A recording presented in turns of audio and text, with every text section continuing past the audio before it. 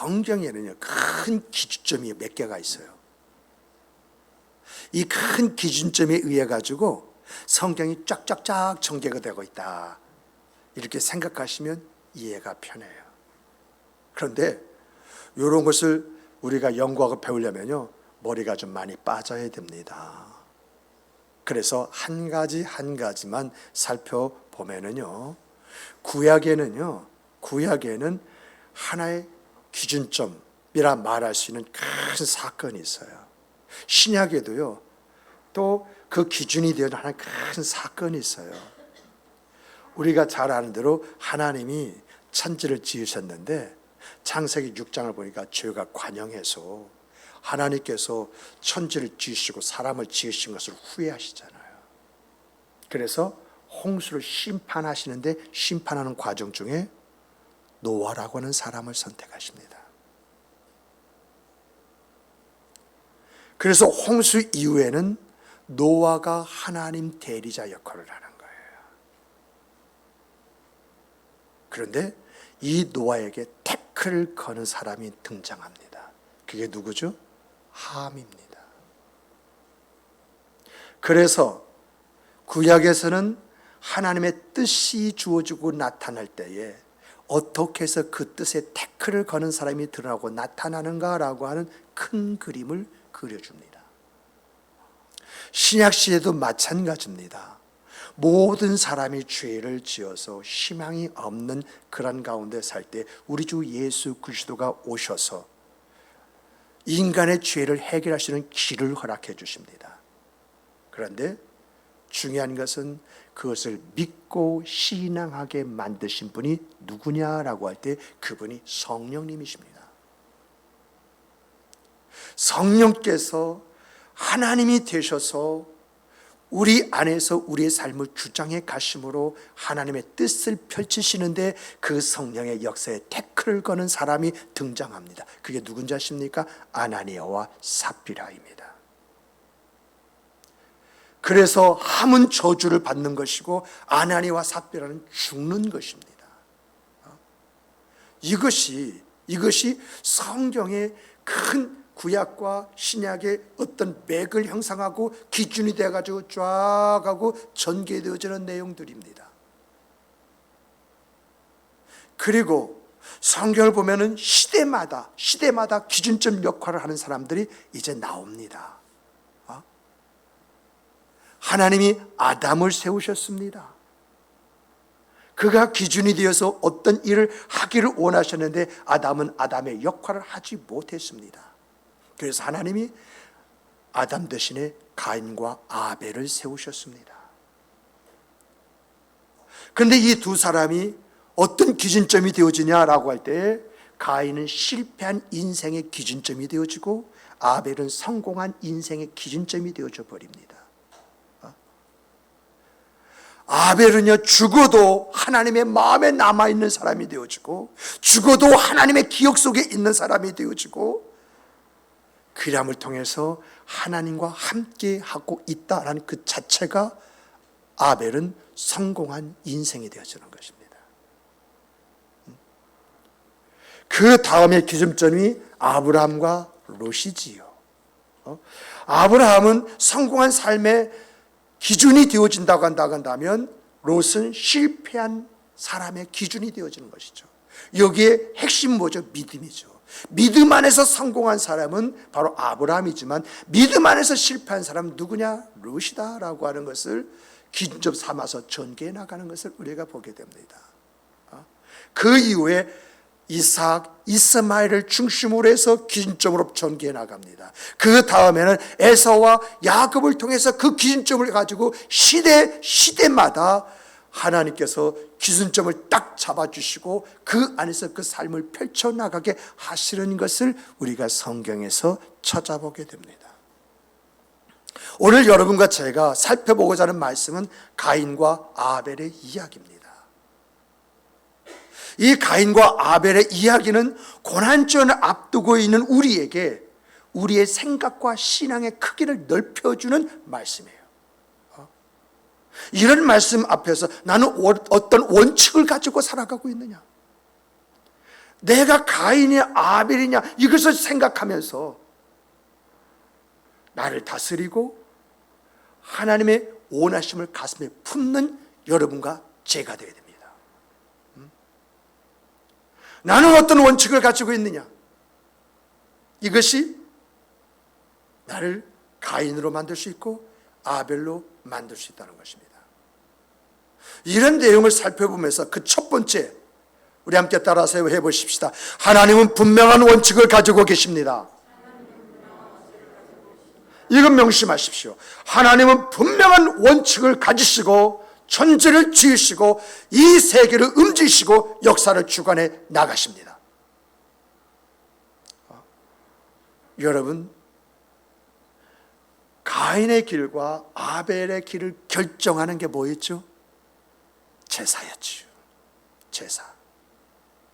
하나님이 가인의 제사는 받지 않으시고 아벨의 제사는 받으셨습니다. 그 이유가 뭘까요? 많은 분들이 가인은 곡식 제사를 드렸기 때문에 그래. 그리고 아벨은 희생 제사를 드렸기 때문에 하나님이 받으신 거야. 저도 그렇게 생각을 했습니다. 그런데 이렇게 생각을 하고 나가면 나갈수록, 이야기면 이야기할수록 제 마음 안에는 가인의 제사가 뭐가 문제가 있었나? 소제? 그거 곡식 제사 아니야. 그런데 가인의 곡식 제사를 문제 삼았다는 게 말이 돼? 아벨의 희생 제사, 그 희생 제사였기 때문에 하나님께서 그렇게 받았다라고 하는 그런 부분을 이해가 안 됐습니다. 그래서 이 학설, 저 학설, 이분의 이야기, 저분의 이야기, 그런 이야기를 들어보면서 생각을 해도 나의 이 궁금증이 풀어지질 않았어요. 그런데 얼마 전에 성경을 깊이 연구하다가 하나님이 제 눈을 열어주시는 거예요. 하나님이 막 찾게 만드시는 거예요. 그리고 하나님이 확인시켜 주는 거예요. 그것은 뭐에 있느냐라고 할 때 시대의 구분을 통해서 하나님이 열어주시는 거예요. 여러분, 성경에 나오는 제사 제도는 언제 나온 것입니까? 이 제사 제도는 출애굽 시대에 나온 것입니다. 그런데 가인과 아벨의 제사는 언제 드려진 것입니까? 제사 제도가 도입되기 전에.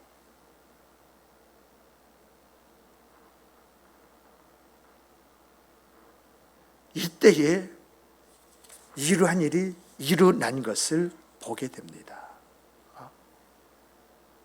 그리고요, 이러한 시대를 구분하면서 아담 때 그 사건이 다 전개되는 겁니다. 여러분, 아담과 하와가 죄를 지므로 몇 가지 저주가 임하죠? 7가지 저주가 임합니다. 이 7가지 저주 중에서 한 저주가 땅에 대한 저주입니다.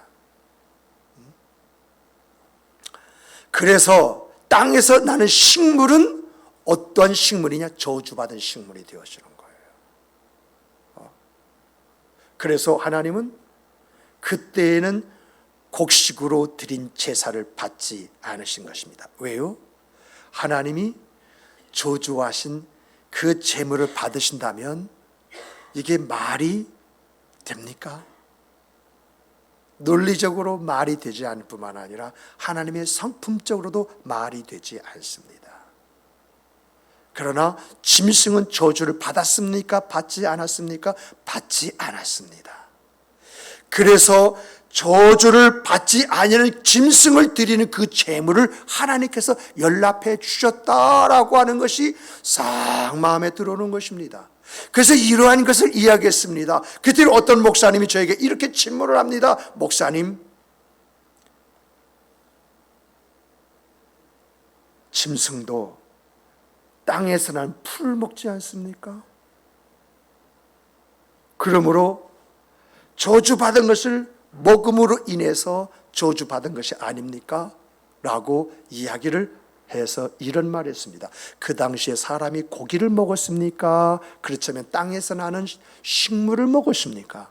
그러면 사람도 저주받은 사람입니까? 그러면 하나님께서 제사를 받으시면 안 되지요.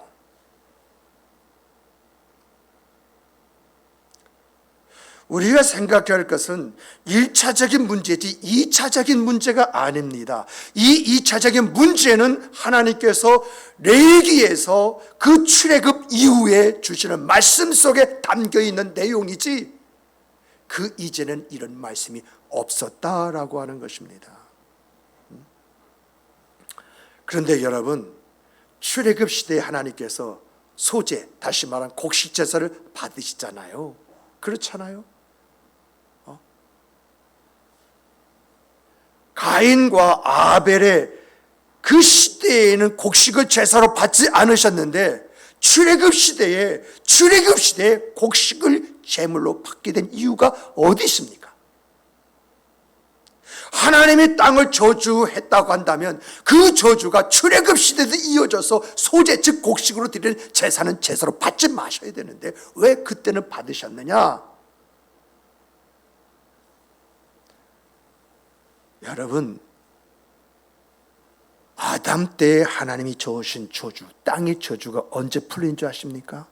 노아 시대에 풀려요. 노아가 방주에서 나와서 하나님 앞에 제사를 드릴 때 하나님께서 뭐라고 말씀하시냐? 내가 다시는 땅을 저주하지 아니하실 것이라고 이렇게 말씀하심으로 인해서 땅의 저주가 그때 풀리는 것입니다. 그래서 그 이후에는 곡식으로 제사를 드리는 제사 제도가 도입을 될 수 있는 그러한 배경이 만들어지는 것입니다.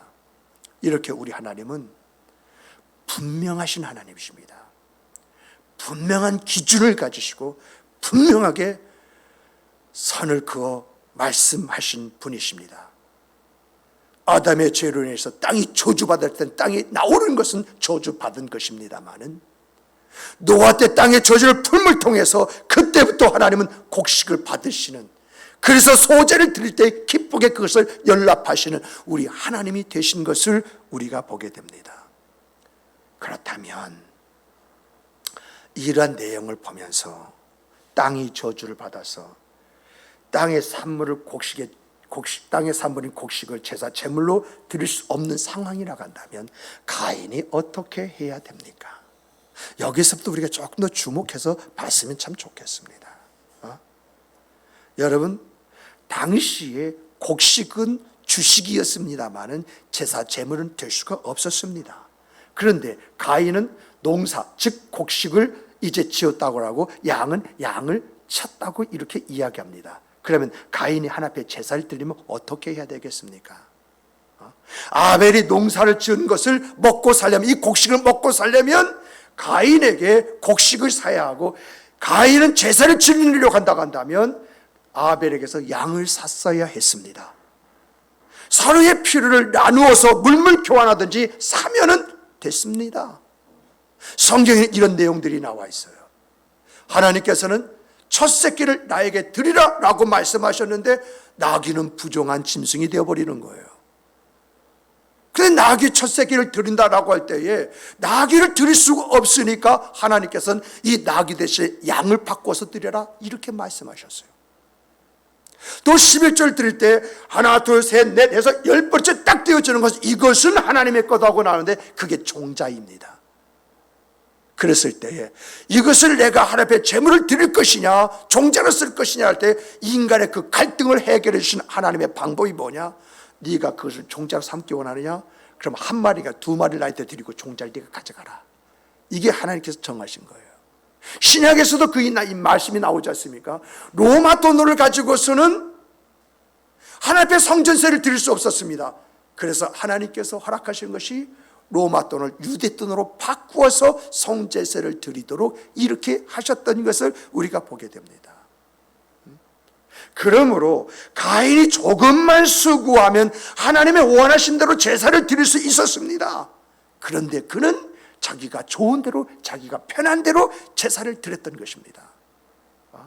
그러니까 가인은 하나님 중심적으로 제사를 드리는 것이 아니라 자기 중심에서 제사, 즉 자기의 생각대로, 자기의 형편대로, 자기의 관점대로 드리고 싶은 것을 드려버린 것다는 것입니다.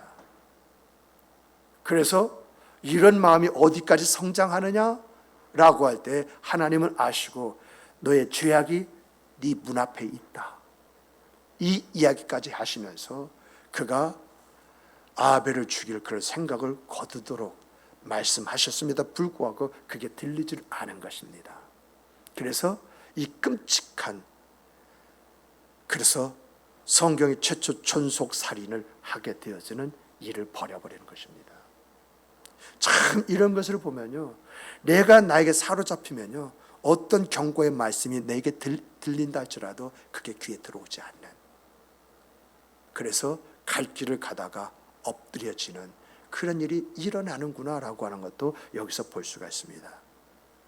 그러므로 오늘 이 자리에는 여러분과 저는 하나님은 분명한 원칙을 가지고 계신다라고 하는 신앙 속에서 하나님의 뜻이 무엇인가, 그걸 헤아리는, 그 해안에 있는 성도 여러분이 되시기를 주님의 이름으로 축복합니다. 이것은 나를 지키는 거예요. 이것은 내 생의 그 삶을, 내 기준점을 만드는 거예요. 두 번째는 우리 함께 따라서 해보십시다. 신앙이란 하나님의 뜻을 내가 받들어서 실천하는 것입니다. 우리 신앙에 이런 게 있어요. 내 요구를 하나님 앞에 구하는 것입니다. 내가 내 방식대로 살기를 하나님 앞에 구합니다. 내가 내 편한 대로 하나님 앞에 나아갑니다. 그런데 이것이 가인의 행위라는 것입니다. 우리는 가인의 삶을 살거나 가인의 신앙을 따라가는 사람이 아닙니다. 우리는 예수를 따라가는 사람들입니다. 예수님 보십시오. 예수님 안에도요, 현실적인 요구가 있고 그리고 자기의 원함이 있습니다마는 그분은 항상 아버지께 자기 자신을 맞추고 가셨습니다. 우리가 잘 아는 대로 겟세마네 동산에서 우리 주님께서 뭐라고 말씀하십니까? 아버지요, 아버지요, 할 수만 있거든 내 잔을 옮겨 주시옵소서. 가인처럼 자기의 편리한 것을 이야기하고 고집을 부리고 그 길을 갈 수가 있는데 우리 주님은 아버지의 원대로 하시옵소서. 아버지에게 자기를 맞춥니다. 예수님께서 십자가에 못 박기 전에, 재판을 받기 전에 본디오 필라도가 내가 너를 놓아줄 권세도 있고 죽일 권세도 있다 하면서 내가 말한 대로 할지니라 라고 했을 때 얼마든지 그걸 받아들이며 살 길이 열려질 수가 있고 아무것도 아닌 것으로 만들 수가 있습니다만 우리 주 예수 그리스도는 아버지의 뜻을 위해서 냉정하게 그것을 거부해 버리십니다. 십자가를 지고 가십니다. 십자가를 지고 갈 때 그 십자가를 지고 힘들어 고통스러운 주님을 보고 여인들이 웁니다. 이 울음은 예수님을 위해서 우는 것입니다.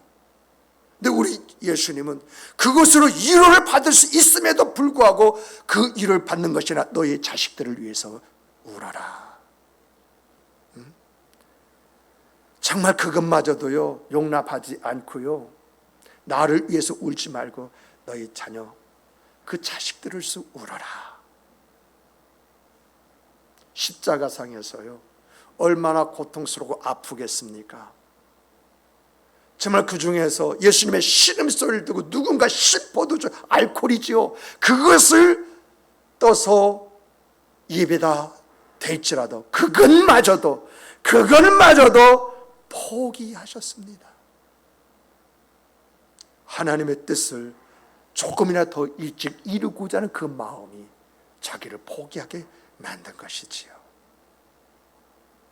예수님은 자기 원대로 하신 것이 없습니다. 철저하게 자기를 포기했습니다. 이분이 바로 여러분 우리의 구세주이신 여러분과 나의 주이시오 나의 하나님 되신 우리 주 예수 그리스도이십니다. 그러므로 우리가 이분의 그 은혜와 은총 속에서 오늘을 살아간다고 믿고 확신하고 있다고 한다면 여러분 고난주간 한 주간이라도 나를 포기하는 그런 생과 삶을 좀 살아봐야 되지 않겠습니까? 정말 이 고난주간에 주님을 좀 더 깊이 생각을 하면서 주님이 걸어가신 발자취 그 위에 내 발을 살짝 올려놓는 그런 시간들이 좀 있어야 되지 않겠습니까? 죽으신 자리 위에 우리를 희생하신 자리 위에 내 발을 슬그머니 얹어보는 그런 시간, 그 삶이 좀 우리에게 있어야 되지 않겠습니까? 하나님은요, 주님이 우리를 위하여 죽으신 그 고난을 한 번쯤 내 고난으로 생각하고 또 더 나가서 받아들이며 그 길을 가기를 원하십니다. 그런데 우리는 어떻습니까? 내 생각에 따라서 또 내 방법에 따라서 내 습관대로 행위를 일관하지 않습니까? 그것을 보시는 우리 하나님 마음이 어떠하겠습니까? 그것을 바라보시는 우리 하나님의 마음에 소원이 있다면 그것이 무엇이겠습니까? 오늘 우리가요 가인의 길에서 좀 벗어나야 됩니다.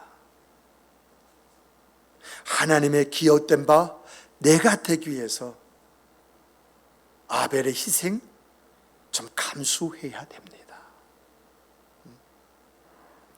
정말 이 한 주간은 고난주간을 앞에 두고 있는 한 주간이에요. 오늘이 고난주간이 아니에요. 그러나 고난주간을 우리가 어떻게 예비해야 할 것인가, 어떻게 이 고난주간을 내가 준비하며 나가야 할 것인가 라고 할 때는 오늘의 설교가 고난주간의 설교가 되어야겠기에 이 말씀을 드리면서 고난주간 준비합시다.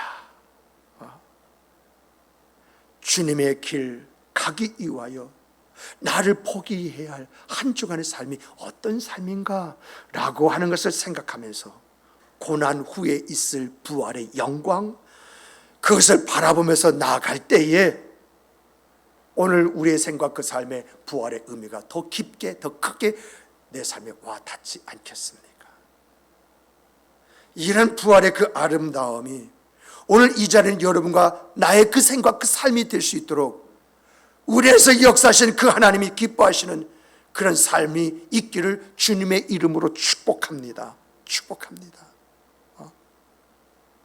세 번째는요, 우리 함께 따라 해보십시다. 우리 안에 하나님으로 얻어지는 기쁨과 즐거움이 있어야 합니다.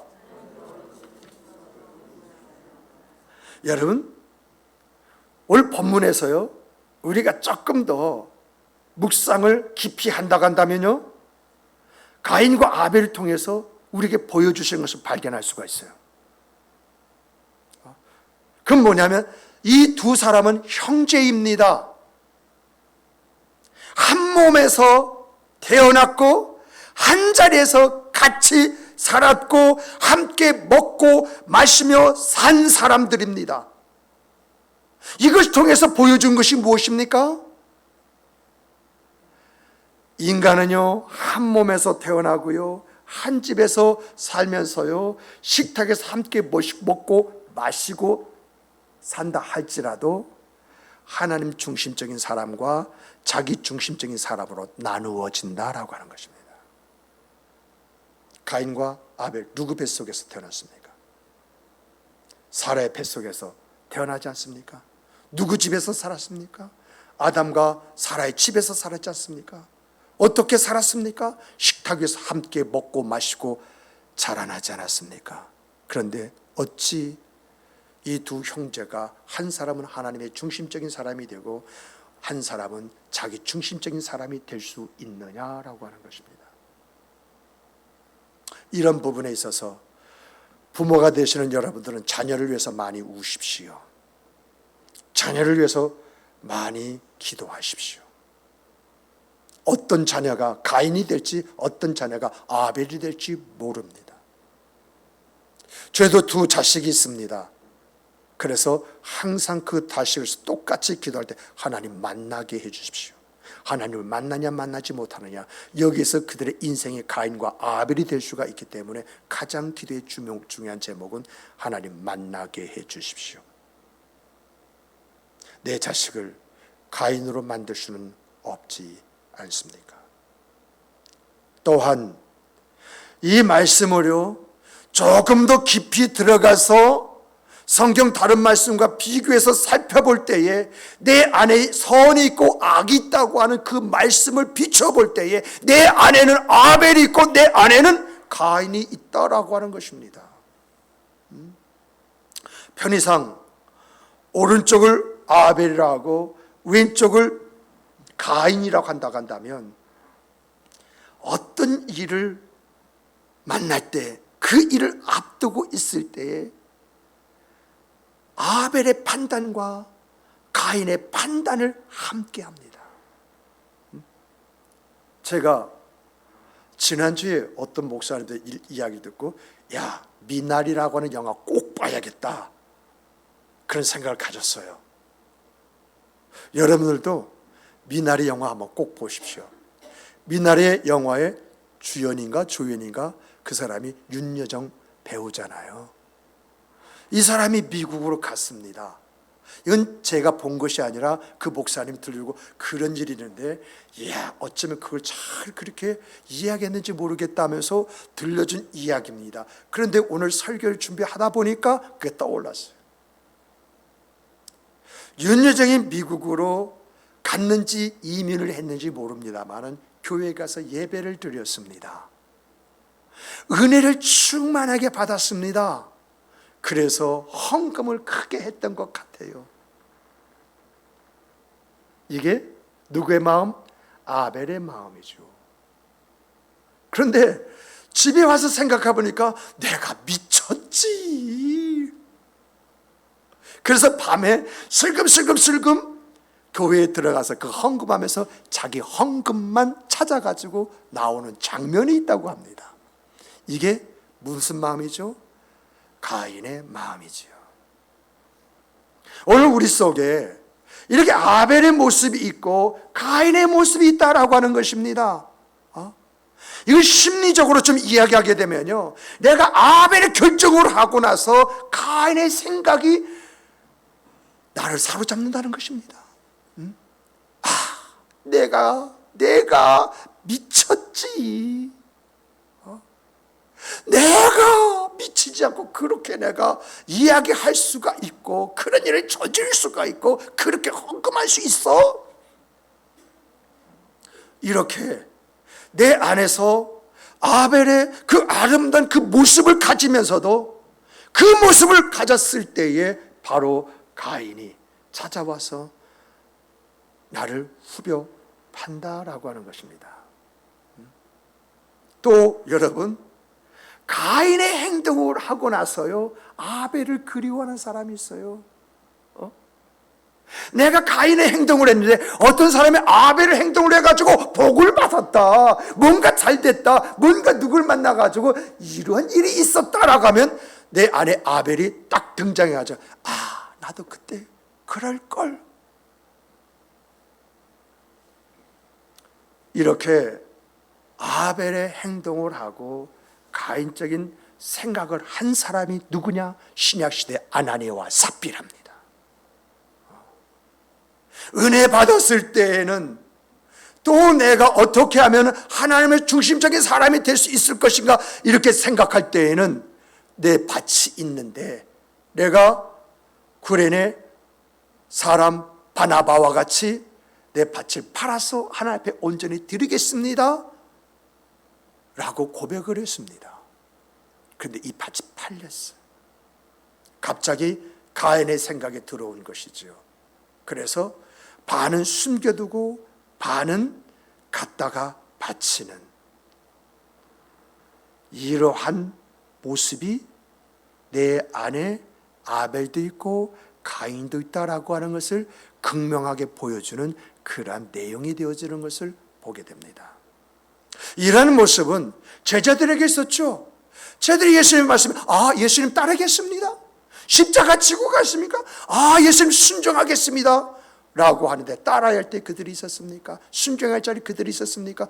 오히려 예수님을 놔두고 도망하지 않습니까? 말은 아벨처럼 해놓고 행동은 가인처럼 하는 이중적 그 모습이 제자들에게서 볼 수가 있습니다. 그러나 사랑하는 성도 여러분, 여러분과 제가 분명히 하나 알아야 할 것이 있습니다. 그 한 번이 하나님께 영원히 기억이 되어지고 그 한 번, 이번만이라고 하는 것이 나를 영원한 패배자로 만든다라고 하는 사실입니다. 그 한 번이 가인을 유랑하게 만들고 떠돌아다니게 만들잖아요. 그 이유는 땅에서 핏소리가 들려오는 것이지요. 저주가 있어서 땅에서 농사를 지도 안 되는 것이죠. 그러다 보니까 농사 잘 된 곳을 찾아 돌아다니니까 그 인생이 유랑하는 인생이 되어버리는, 떠돌이가 되어버리는 그런 일들이 일어나지 않습니까? 영원한 패배자의 길이지요. 정말 여러분, 그 순간이 나에게는요 달콤하고 이긴 것 같지만은 그 순간으로 말하면 영원성을 잃어버릴 수 있다는 것입니다. 여러분, 우리가요 말씀을 듣고요 어떤 마음의 어떤 생각을 해서 내가 순종을 했습니다. 근데 그 순종을 한 번이에요. 근데 중요한 것은 그 한 번이 하나님에게 영원히 기억되는 한 번인 줄 믿으시기 바랍니다. 이런 마음이 있을 때 내 안에 가인의 마음이 주어진다 할지라도 내가 그 가인을 쫓아갈 수 있겠습니까? 나의 한 번이 하나님의 영원성 속에 기억된 바 된 한 번이 되어진다고 한다면 그 한 번을 나는 어떻게 그것을 가슴에 품고 지켜야 되겠습니까? 정말 여러분과 제가 이 고난주간에 이 한 번이 될 수가 있습니다. 나의 생애 그 삶 속에서 예수님이 걸으신 그 발자취에 내 발을 얹혀서 나를 위해서 살지 않고 주를 위해서 살고 뭔가 이웃을 위해서 살아가는 그 모습이 처음 갖는 모습이 될 수가 있고 나의 일생에 한 번인 모습이 될 수가 있습니다마는 그 모습을 보신 하나님, 아벨의 그 행위 하나를 늘 마음에 두시고 영원히 기억하실 뿐만 아니라 오늘 우리들에게도 울림과 떨림으로 주시는 이런 계기로 삼으셨던 그 하나님, 그 하나님께서 우리를 기억해 주시지 않겠습니까? 어느 날 내가 하나님 앞에 섰을 때에 나의 그 아름다운 그 모습을 하나님 기억하시고 내가 너를 안다라고 이야기하신다면 그 한 번은 영원히 기억된 바 된 한 번이 아니겠습니까? 여러분에게 무엇을 하라고 숙제를 주는 것이 아닙니다. 다만 이번 고난주간 한 주간 내가 이 고난주간을 어떻게 맞이하고 보낼 것인가 준비하자는 것입니다. 여러분들에게 여러 가지 안이 있을 것입니다. 내가 이렇게 이번 고난주간은 보낼 것이다 라고 하는 그런 생각이 들어올 수 있습니다. 그걸 하자는 것입니다. 여기서 무엇을 제시해서 이렇게 합시다 라고 하는 것이 아니라 정말 고난주간, 이 2021 이 고난주간 이 한 주간 동안 내가 무엇을 포기해야 할 것인가? 주님 가시는 그 길에 그 발자취에 내 발을 얹는다는 것이 무엇인가? 이것을 우리가 한 주간 고민하면서 고난주간 이 한 주간 그 생각 그 삶을 살아간다면 그 한 번이 영원히 기억된 바 된 나의 모습이 되어질 때 하나님께서는 우리의 기도에 응답을 안 해주시겠습니까? 우리의 길을 열어주시지 않겠습니까? 우리의 자녀를 세워주시지 않겠습니까? 영원토록 기억해 주시지 않겠습니까? 그러므로 이번 한 주간, 돌아오는 고난주간을 내가 어떻게 보낼 것인가 생각하시면서 하나님의 기억에 우리 자신을 집어넣는 축복된 여러분이 되시기를 주님의 이름으로 축복합니다. 축복합니다. 축복합니다. 기도하시겠습니다. 귀하신 하나님,